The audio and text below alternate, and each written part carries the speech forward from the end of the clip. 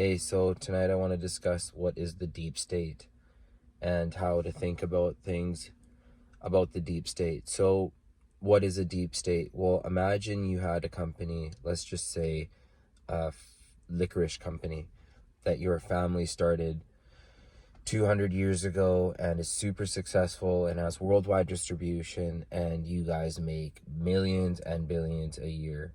But imagine that your grandfather put it in writing that the family bloodline will always be in the company, and that was a stipulation of the company. So imagine you are sitting there on the board of a company, and there's a CEO, and then there's all these other little delegates or whatever you want to call them, and you see the one CEO come in.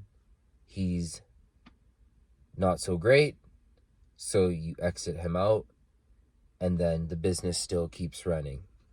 So a deep state is all about succession planning and how to pass the torch. How to pass the torch and how to also keep the torch and always be the one in control of the torch. So when you have your prime minister or president or king, they have a way of keeping the money in the house, and they want to keep it all in the family. So the people run the show right now in terms of your government and what really goes on with all the tax money. What goes on? Where does everything go? How does everything all really work? Who has the real perspective? And that's why, like, they say that, like, leaders will get into power and they'll have really great ideas, but coincidentally, they all seem to never follow through with their ideas and their agendas. And you can just say that, oh, they were just lying for votes. I mean, could not some of them actually have been with the right intentions to improve their country? Or do they really meet who's in control? And when they meet who's in control, those people already have succession planning already figured out. And you, in all other words, just become a puppet.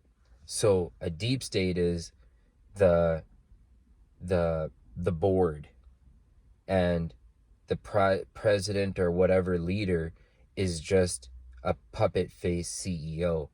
So now just fully stop and think of it like this. How could you make a business, a system where the people think they have control, like the CEO, but when deep down all the final decisions are made by someone else? So you might think, oh, you sound crazy, this is baloney or whatever, but realistically, a lot of these leaders, they don't have the power that they think they do. They don't have the power. They don't have the power that they think they do, your leaders. And the people who have the power are not who you think they are.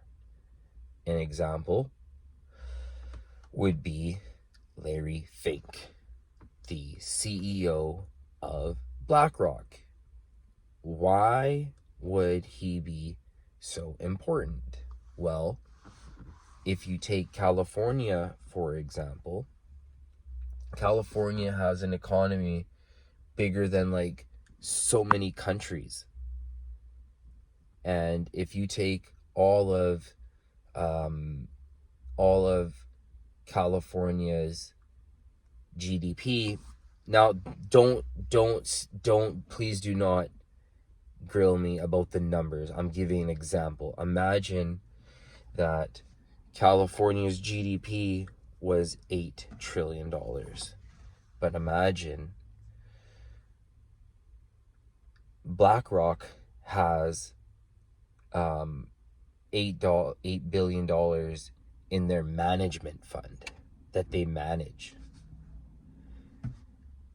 So who has more power? Who really can really pull the brakes and really slow the train down when it's needed to happen? And when and who can give some speed to this train when things need to be set in motion and delivered forward? So the beauty of knowing about a deep state is that it really makes you come together with the theory that this is all just theater. And it's so perfectly woven in that the main players think that they actually have influence when they don't. So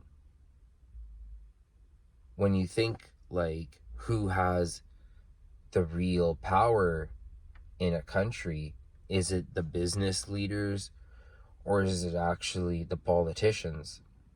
I would say obviously the politicians, not really, but they have some power to keep the illusion going.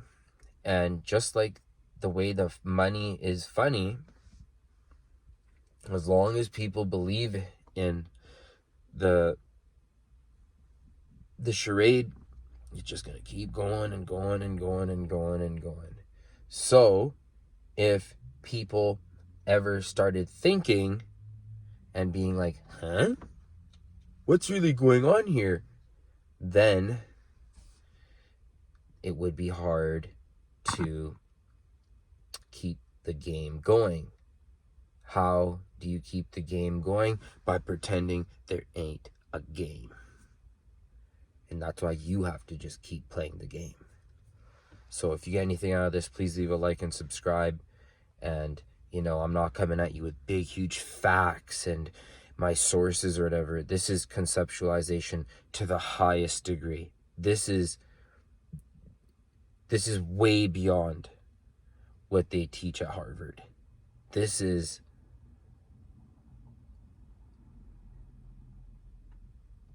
like the highest frequency of information ever.